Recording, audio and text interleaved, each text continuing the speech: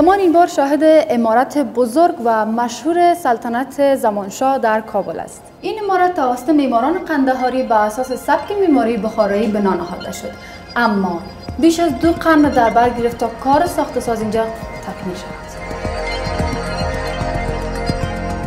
ساحه تیمورشاهی است و مقبره تیمورشاه دورانی فرزند احمدشاه ابدالی مؤسس افغانستان در سال 1207 زمانی که از دنیا رفته و فوت شده، 2 مسئله و مبحث وجود دارد در ارتباط با دفن شدنش در ساحه تیمورشاهی.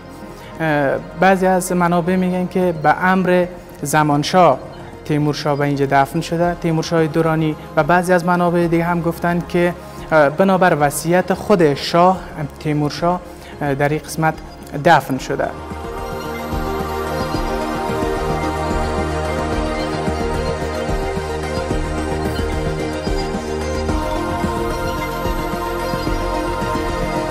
یکی از جمله مواردی که ساحه تیمورشاهی داره این هست که زمانی که سنگ بنای این مقبره را شخص زمانشاه گذاشت، خودش موفق به این نشد که کار بازسازی و ترمیم این را تکمیل بکنه و این به پایه اکمال برسه. لذا این ماند برای سلاطین بعدی و شاههای بعدی از قبیل شاه شجاع.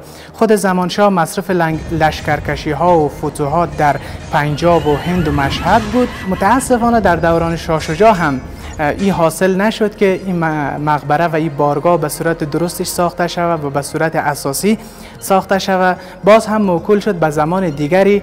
در دوران نادرشاه یک مقدار تغییرات آمد.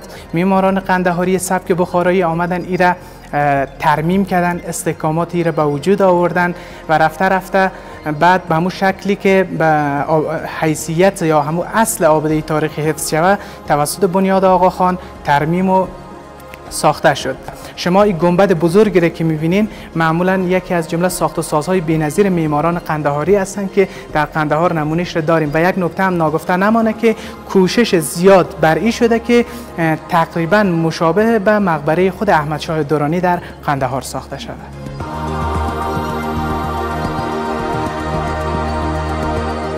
مقبره با تاریخی از نگاه معماری یک 8 ضلعی منظم هست، دارای طاق‌ها، ایوان‌ها، گلدسته‌ها، دریچه‌های نفوذی آب و هوا. یک تفریحگاهی بوده برای شاهزاده، ساحه سرسبزی بوده، خوش آب و هوایی بوده. بعد به خاطر تفریح، سیاحت و به خاطر گشت و گذار می آمده اینجا. بعدها دوباره اینجا را برای دفن کردن شخص تیمورشاه دورانی ازش استفاده و عمل آوردن.